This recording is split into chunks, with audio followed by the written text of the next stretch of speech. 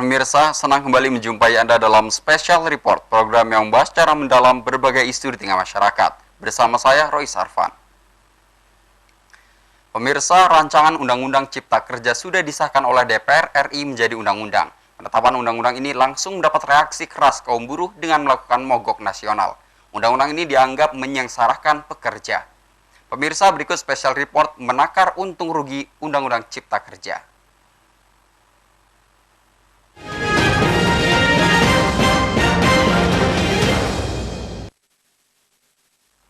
Pemirsa, keinginan Presiden Joko Widodo untuk menerbitkan Omnibus Law yang dapat merevisi banyak undang-undang sekaligus akhirnya terwujud melalui pengesahan Undang-Undang Cipta Kerja. Meski pengesahan undang-undang ini ditentang banyak pihak.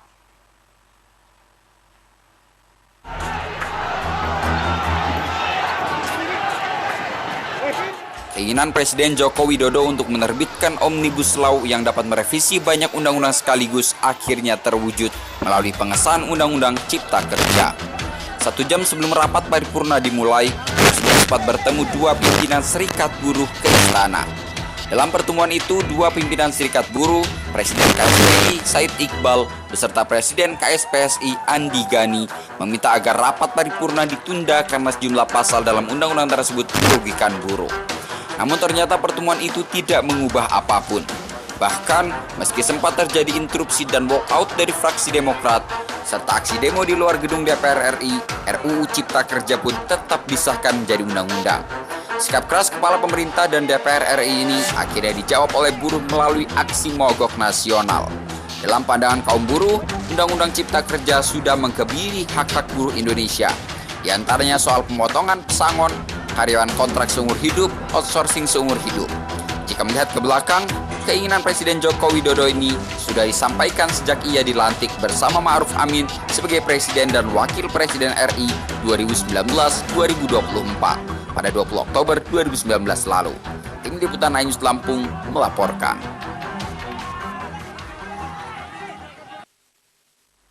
Baik pemirsa, kita akan membahas lebih dalam topik menakar untung rugi Undang-Undang Cipta Kerja dengan narasumber yang telah hadir di studio, Kepala Divisi Ekosop LBH Bandar Lampung, Bang Suma Indra Jarwadi. Halo, apa kabar Bang? Alhamdulillah baik. Sehat ya Bang ya? Alhamdulillah. Alhamdulillah sehat. Baik Bang Suma, ini kita mau berbicara terkait dengan isu yang masih hangat sampai dengan saat ini. Kita berbicara tentang Undang-Undang Cipta Kerja. Saat ini sudah disahkan oleh DPR RI. Nah, bagaimana komentar LBH ataupun komentar Bang Suma sendiri?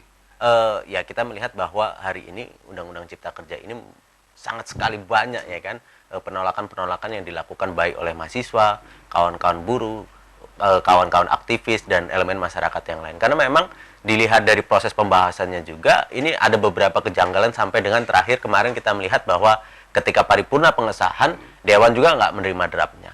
Dan sampai dengan hari ini juga kawan-kawan aktivis, kawan-kawan NGO yang ingin mengakses terkait draft final Undang-Undang Cipta Kerja ini juga itu masih sangat sulit dan bahkan kita bisa dibilang belum mendapatkan gitu loh. Tapi memang dari beberapa draft yang memang sudah tersebar dan beberapa akses terakhir yang pernah didapatkan oleh kawan-kawan, ini kita juga sudah memberikan kajian dan beberapa catatan terkait dengan Undang-Undang Cipta Kerja ini.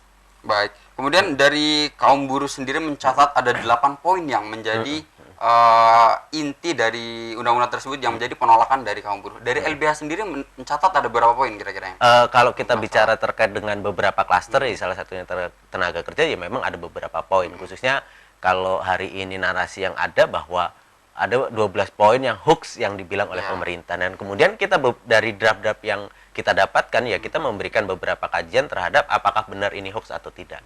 Nah, berbicara hoax seperti misal apakah UMR, UMK, UMP itu dihapuskan, dari beberapa kajian kita ada beberapa persoalan. UMK dan UMP itu memang tidak dihapuskan, tapi ada persoalan di dalamnya di mana penetapan itu hanya dilakukan oleh gubernur dengan frasa dapat. Artinya juga yang dulu secara undang-undang tenaga kerjaan itu dulu wali kota, kemudian bupati bisa menetapkan karena mereka tahu kondisi perekonomian masyarakatnya, sekarang kewenangan itu diambil. Itu salah satunya. Bicara masalah pengupahan, secara undang-undang perburuhan 13/2003 itu berbicara minimal.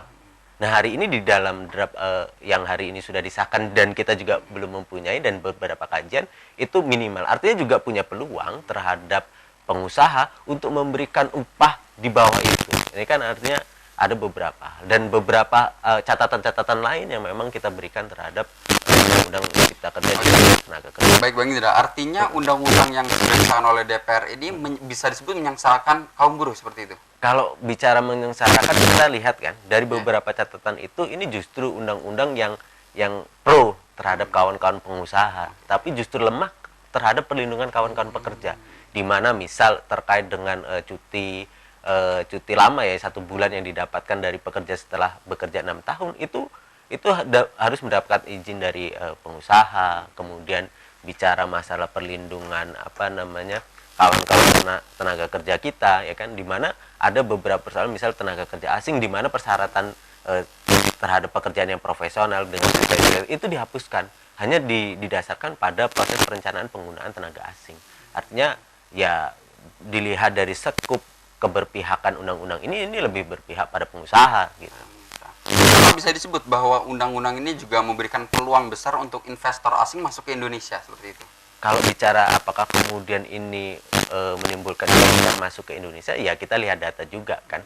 Apakah kemudian sebelum undang-undang ini investor ini sudah masuk? Dari beberapa data itu juga investor itu sudah masuk. Tetapi artinya ada atau tanpa adanya undang-undang ini investor juga bisa masuk. Investor juga masuk. Tapi kan kita melihat ketika undang-undang ini disahkan, ya kan, ada beberapa sektor yang kemudian ini sangat dirugikan, khususnya pada buruh. Bicara masalah pengupahan yang hari ini menjadi problem juga, ya kan. Ya kalau kemudian pengupahan itu rendah, pengupahan itu lebih pro kepada pengusaha, ya investasi akan masuk karena ngelihat ini buruh bisa di upah murah, karena klasifikasi terhadap pemberian upah terhadap buruh yang sebelumnya adalah bicara masalah profesional, pendidikan yang jadi tolak ukur, jabatan dan lain sebagainya, itu dihapuskan. Itu menjadi dia tolak ukur upah itu bicara masalah hasil dan waktu kerja. Artinya juga kemudian itu menjadi sangat lemah, ya kan, terhadap kawan-kawan buruh untuk berbicara masalah haknya nih kan gitu. Oke. Artinya dari segi pengamatan terkait dengan undang-undang ini kan ada yang mengamati bahwa ini memang pro untuk disahkan, ada juga yang memang untuk menolak karena sudah disahkan. Nah, beberapa bagian yang mengatakan bahwa ini pro untuk disahkan itu juga menyebutkan bahwa apabila pemerintah pusat dan daerah, kemudian DPR dan lain sebagainya ini bersinergi. Apa komentar Anda terkait dengan hal ini? Ya, sebenarnya kan kalau kita dilihat secara utuh dari Undang-Undang Cipta Kerja ini, dari draft yang kita dapatkan, karena sejauh ini saya tegasin lagi, belum ada draft final yang kemudian itu dipublikasikan untuk bisa diakses. Tapi dari draft yang ada, bahwa ada banyak sekali, ya kan, kewenangan-kewenangan pemerintah daerah kemudian dicabut dan dialihkan kepada pemerintah pusat, seperti itu. Baik, artinya masih tetap perlu adanya draft asli yang harus dilihat oleh masyarakat. Ya, itu adalah hak masyarakat, karena terhadap undang-undang ini kan juga bukan informasi yang dikecualikan, apalagi draft. Artinya juga pemerintah harus juga baik dan santun, ya kan, berbicara masalah draft ini juga harus dipublikasikan dong kan. Baik, Bang Indra, kita akan jeda sejenak ya. Baik, pemirsa, dialog kita dengan Bang Indra masih akan berlanjut, namun sebelumnya kita ikuti dulu pesan-pesan yang mau lewat berikut ini.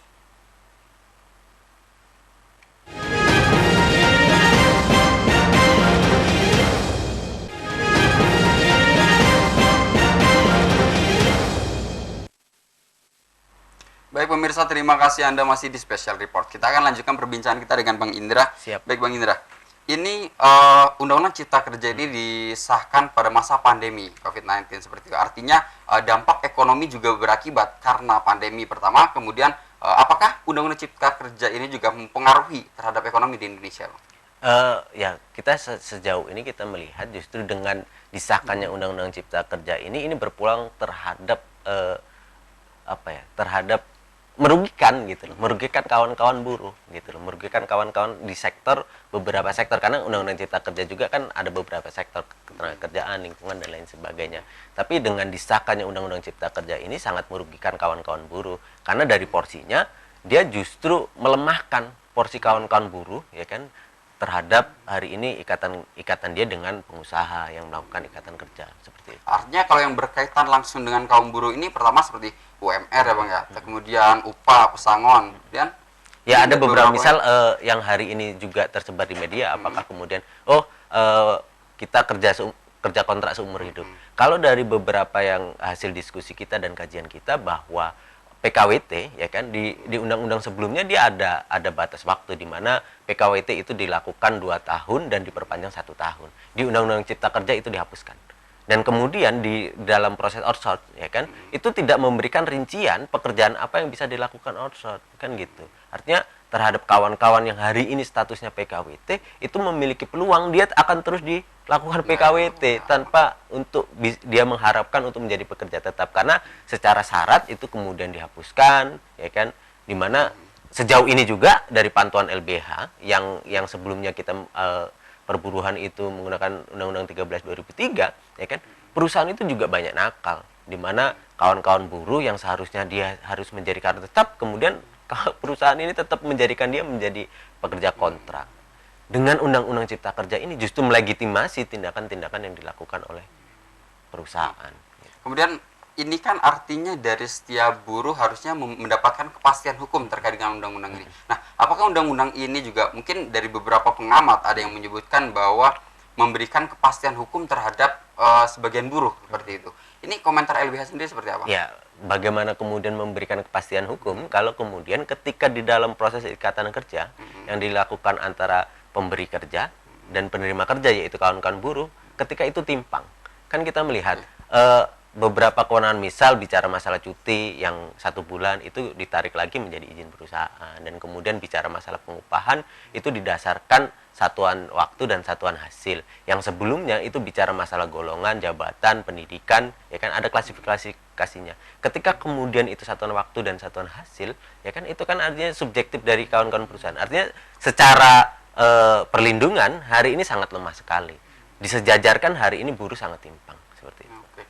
Kemudian kalau kita sebutkan bahwa apakah ada kemungkinan Bang undang-undang ini memang sebuah pesanan dari beberapa pengusaha seperti itu? Ya, kalau kita bicara secara vulgar apakah ini pesanan atau tidak sih, kita tidak bisa bicara seperti itu. Tapi yang pasti ya kan kita tilik dari beberapa panitia kerja dalam proses pengesahan undang-undang ini. Ini syarat kepentingan dan syarat konflik gitu. Konfliknya ya konflik kepentingan, karena dari panitia kerja terhadap Omnibus Law ini ya mereka adalah orang-orang yang duduk di dalam perusahaan-perusahaan dan bahkan perusahaan-perusahaan tambang dan lain sebagainya, perusahaan-perusahaan besar yang ada di Indonesia. Artinya ya ini sangat syarat kepentingan gitu loh. Artinya kan kalau kita berbicara terkait dengan pengusaha di Indonesia memang banyak pengusaha memang dari asing. Kemudian produktivitas dari Indonesia sendiri memang agak berkurang ya Bang sepertinya. Kalau bicara masalah berkurang atau enggak kan alih-alih pemerintah bahwa ini dengan Undang-Undang Cipta Kerja dia akan menarik investasi dan lain sebagainya. Tapi ya jangan lupa juga bagaimana kemudian investasi itu kan juga harus melihat kondisi yang ada, bagaimana kemudian kawan-kawan buruh disejahterakan, ya kan, lingkungan tetap dilindungi dan lain sebagainya. Jangan juga kemudian di dalam beberapa hal ini justru malah merugikan kawan-kawan buruh, merugikan lingkungan seperti itu.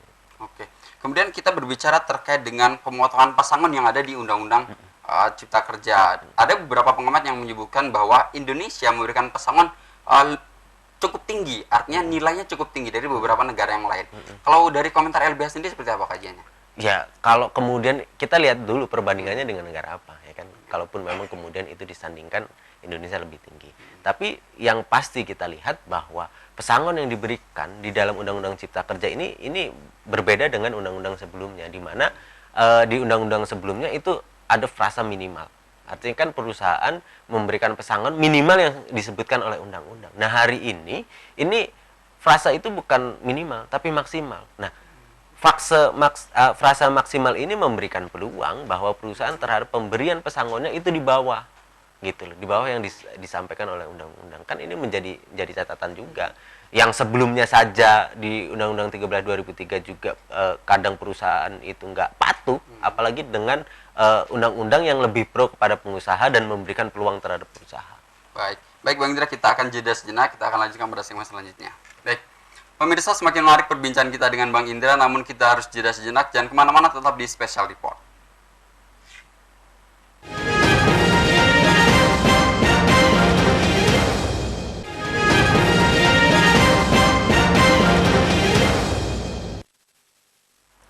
Baik pemirsa, terima kasih Anda masih di Special Report. Baik Bang Indra, terkait dengan Undang-Undang Cipta Kerja ini kan bisa dikatakan bahwa menjadi solusi untuk investasi yang mana undang-undang sebelumnya mungkin bisa mempersulit. mempersulit ataupun dengan adanya Undang-Undang Cipta Kerja ini mempermudah investasi yang ada di Indonesia ini. Nah, komentar Anda terkait dengan hal ini, bagaimana kajian di LBH terkait dengan investasi yang ada di Indonesia ini? Apakah memang bagus untuk kaum buruh seperti itu atau tidak? Nah, sejauh ini kan kalau kita dilihat dari Undang-Undang Cipta Kerja, bicara kemudian investasi kan di dalam proses investasi pasti dia bicara kebutuhan tanah, kemudian beberapa masalah perburuhan dan lain sebagainya. Nah, hari ini dengan Undang-Undang Cipta Kerja bicara masalah tanah, dia berbicara masalah ada bank tanah, ya kan? Kita dari beberapa kajian kita ini justru bank tanah ini bukan bicara masalah bagaimana kemudian merujuk reforma agraria dan lain sebagainya, tapi justru bagaimana kemudian mengkondisikan tanah ini untuk investasi, kan gitu. Itu salah satunya. Dan kemudian bicara masalah perburuhan. Ketika investasi mau masuk, ya pasti bicara bagaimana kemudian tenaga kerja itu harus murah dan lain sebagainya. Nah, kita melihat bahwa dari beberapa persoalan catatan kita justru itu gitu loh. Justru dari penolakan ini kan karena memang kawan-kawan buruh merasa bahwa undang-undang ini nggak sama sekali pro terhadap kawan-kawan buruh. Nah, bicara investasi juga, ini ada penarikan kewenangan-kewenangan, ya kan, yang dari awalnya kewenangan itu ada di pemerintah daerah, itu beralih ke pemerintah pusat, ya kan. Nah, ini juga bagaimana kemudian pemerintah pusat kan mengkondisikan proses ini untuk menarik investasi. Tapi kemudian jangan lupa juga bahwa di dalam proses undang-undang ini ya banyak sektor yang dirugikan. Makanya sehingga hari ini publik merasa perlu menyuarakan pendapatnya terhadap penolakan Omnibus Law ini. Tadi dari beberapa poin yang memang disampaikan oleh kaum buruh terhadap mengkritik lah, artinya mengkritik terhadap Undang-Undang Cipta Kerja ini, salah satunya juga yang bikin saya tertarik adalah terhadap jam lembur mereka, jam lembur para kaum buruh yang tadinya hanya 3 jam per hari menjadi 4 jam, kemudian dalam per minggu juga ada penambahan. Ini apakah memang membuat, artinya kan pemerintah dalam merancang undang-undang harusnya memikirkan bagaimana buruh itu bekerja dan lain sebagainya. Nah, kajian dari LBH sendiri seperti apa? Ya, memang di dalam proses penambahan jam kerja untuk lembur dari awalnya 3 jam, ini hari ini beralih jadi 4 jam. Ya, secara kepentingan pasti ya pengusaha di dalam proses melakukan produksinya ya maksimal dan lain sebagainya, mungkin ya syarat kepentingan ya itulah kan gitu. Tapi yang pasti ada beberapa hal yang secara substansi ini sangat ditolak oleh kawan-kawan buruh. Bicara masalah pengupahan, bicara masalah status kerja, bicara masalah cuti, ya kan, itu yang hari ini secara substansial itu sangat merugikan. Sama halnya dengan kaum wanita seperti itu ya Bang ya, di mana mereka mendapatkan banyak orang-orang, apakah ini hoax atau tidak terkait dengan masa cuti haid, kemudian cuti hamil atau cuti dan lain sebagainya. Ini komentar LBH sendiri seperti apa? Kalau dari kajian-kajian kita ya kan, dari draft yang terakhir kita dapatkan bahwa cuti memang masih ada, ya kan, walaupun di dalam cuti ini memberikan ada beberapa yang dipertegas, kemudian dia ketika perusahaan tidak mengizinkan cuti ada pidana. Cuman ada beberapa hal ya kan, yaitu cuti tahunan, cuti lama ya kan, cuti lama yang dia itu durasinya 1 bulan yang bisa didapatkan pekerja yang dia sudah bekerja 6 tahun, itu harus ada izin dari perusahaan. Yang sebelumnya itu adalah hak pekerja. Artinya juga kan dilihat dari sisi keberpihakan, ini sangat-sangat berpihak pada pengusaha dan menguatkan pengusaha kan gitu. Bagaimana buruh mau mengambil haknya, dia harus minta izin. Kalau nggak diizinkan kan gitu. Baik. Sampai saat ini Bang, apa yang dilakukan kaum buruh ataupun masyarakat lainnya untuk apabila ingin melakukan penolakan seperti itu, sampai dengan saat ini seperti apa? Ya, sejauh ini hari ini kan undang-undang ini secara clear hari ini ditolak di seluruh Indonesia. Nah, apakah kemudian beberapa pihak juga berbicara masalah kemudian ini Perpu dan pemerintah mengajukan kemudian ini ya sudah di judicial review aja ke MK. Tapi memang ada beberapa catatan ya kan, ketika kita bicara masalah judicial review di MK. Ada 24 putusan MK yang itu tidak dipatuhi atau tidak dijalankan. Dan kemudian hari ini juga sebelum Omnibus ini disahkan, Presiden Jokowi juga pernah datang ke MK di acara laporan tahunan MK yang itu meminta dukungan terhadap Omnibus. Artinya juga itu menjadi catatan penting terhadap apakah kemudian undang-undang ini akan dilakukan judicial review. Karena pemerintah juga sudah berstatement bahwa tidak akan mengeluarkan Perpu. Ya kan, di dalam proses pembentukan peraturan perundang-undangan, apakah juga kemudian undang-undang ini secara clear dari proses tahapan sampai pengesahan itu juga konstitusional. Kalau kemudian hari ini dari tahapannya itu juga kita melihat bahwa proses pengesahannya juga kawan-kawan Dewan nggak mendapatkan draftnya juga, dan sampai sejauh ini kita juga belum tahu draft finalnya, apakah kemudian ini juga ada hal-hal yang melanggar dan kemudian membentuk suatu peraturan perundangan yang inkonstitusional kan gitu. Artinya dalam setiap penolakan terhadap undang-undang kan caranya hanya dua ya Bang ya. Hanya meminta presiden untuk melarang Perpu dan juga atau di judicial review ke MK gitu ya. Nah, kemudian dari buruh sendiri Bang, apabila memang undang-undang ini tetap berlaku sampai dengan nantinya, itu bagaimana kira-kira perhitungan nasib kaum buruh sendiri? Ya, pasti sangat menyengsarakan, ya kan? Bagaimana kemudian potensinya, ya kan, kawan-kawan kita, adik-adik kita, ya keluarga kita ketika melakukan bekerja, dia mendapatkan pekerjaan kontrak seumur hidup. Karena potensinya seperti itu. Dilihat dari proses syarat-syarat untuk menjadi pekerja tetap itu dihapuskan, ya kan, dan lain sebagainya.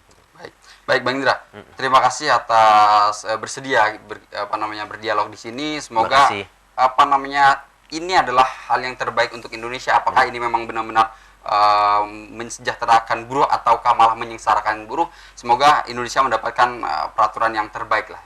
Terima kasih. Baik.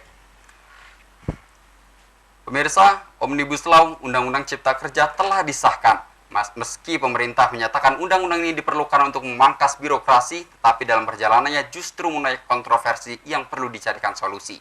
Baik pemirsa, tak terasa perbincangan kita sudah berada di ujung waktu dan kita akhiri sampai di sini. Terima kasih kepada Bang Suma Indra Jarwadi yang sudah bersedia hadir di Setia News. Saya Doa Starvan mewakili kru yang bertugas undur diri. Jangan lupa terus ikuti Special Report hanya di News Lampung. Sampai jumpa.